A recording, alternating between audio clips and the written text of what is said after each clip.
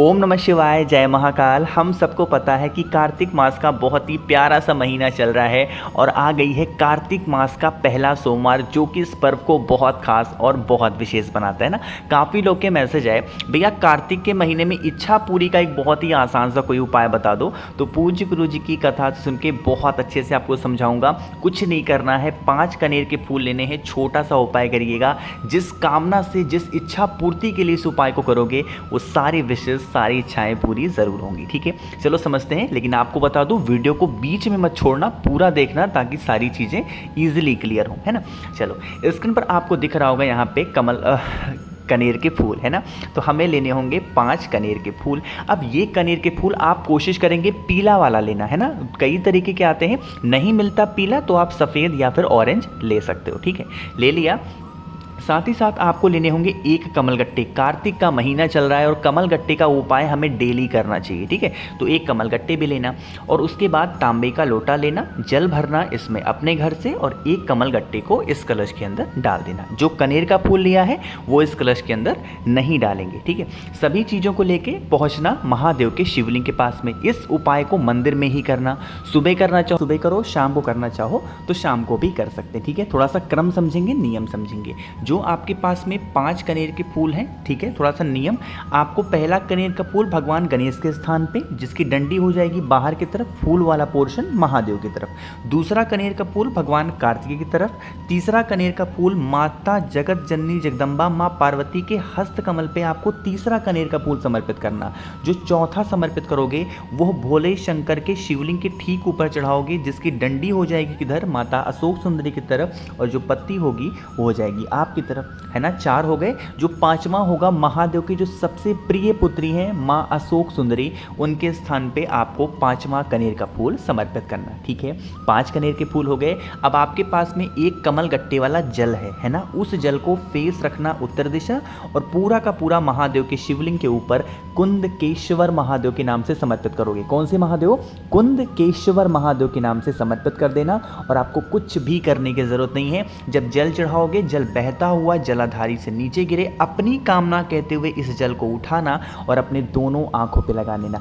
ठीक है, कार्तिक का महीना चल रहा है, पहला सोमवार है। वैसे तो इस उपाय को कभी भी कर सकते हो, बट सोमवार का दिन है तो इससे सुंदर पर्व, सुंदर दिन इस उपाय को करने का हो ही नहीं सकता। ठीक है, तो सभी लोगों को इस उपाय को ज़रूर करना है। तो हम लोगों ने पहले उपाय की बात कर ली है। आगे बढ़ते हैं इस वीडियो में हम लोग अपने दूसरे उपाय की तरफ। दूसरा उपाय किन के लिए है? देखो, काफ़ी लोग परेशान रहते हैं, भैया हमारे घर में धन संपदा की बहुत ज़्यादा कमी है, माता लक्ष्मी का वास हमारे घर में नहीं होता, हम लोग क्या करें? तो उस कंडीशन में आपको एक छोटा सा उपाय करना। स्क्रीन पर आपको बेलपत्र दिख रही है, आपको लेने होंगे 3 बेलपत्र, है ना। और वो बेलपत्र कहीं से कटे पिटे नहीं होने चाहिए, बहुत सुंदर से हो। ठीक है, 3 बेलपत्र ले लिया। साथ ही साथ 1 शमी का पत्ता भी लेना। कार्तिक के महीने में शमी पत्र का बहुत बड़ा महत्व माना गया है ना। इन दोनों चीज़ों को ले लिया।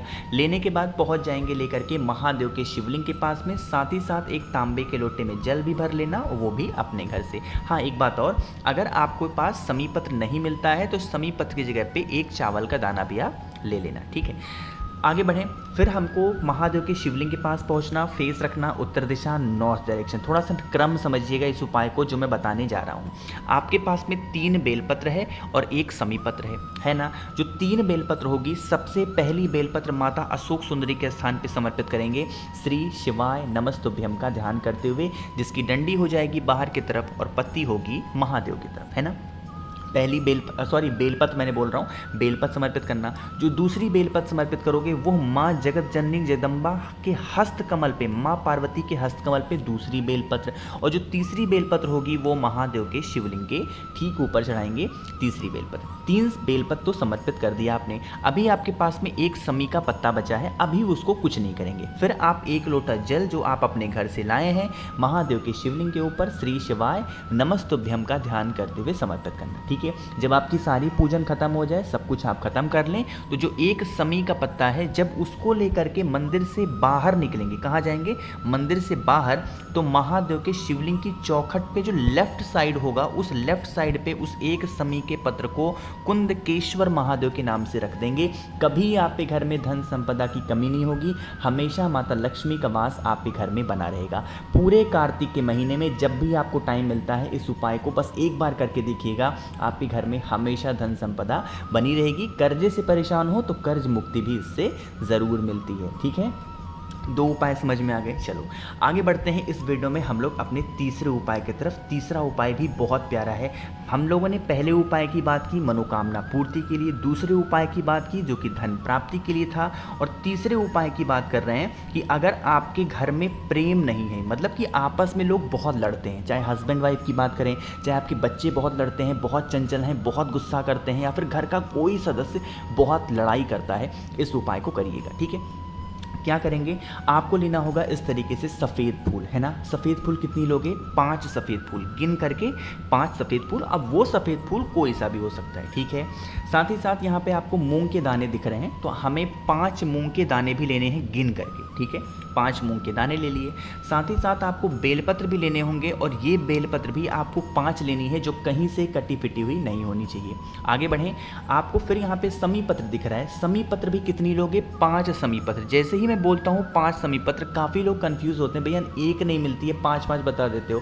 तो नहीं मिलती है तो उसकी जगह पे एक चावल का दाना खड़ा खड़ा लेना, कहीं से खंडित नहीं। ठीक है, इन सभी 5-5-5-5 को लेकर के और लेना एक तांबे का लोटा, जिसमें जल भरना अपने घर से। इस कलश के अंदर जितनी चीज़ें मैंने आपको बताई हैं कुछ भी नहीं डालना, है ना। सादा जल लेकर के और उन सभी चीज़ों को थाली में लेके पहुंच जाना महादेव के शिवलिंग के पास में। फेस रखना उत्तर दिशा, नॉर्थ डायरेक्शन। कोशिश करेंगे इस उपाय को शाम के टाइम पे प्रदोष काल में करने की, है ना।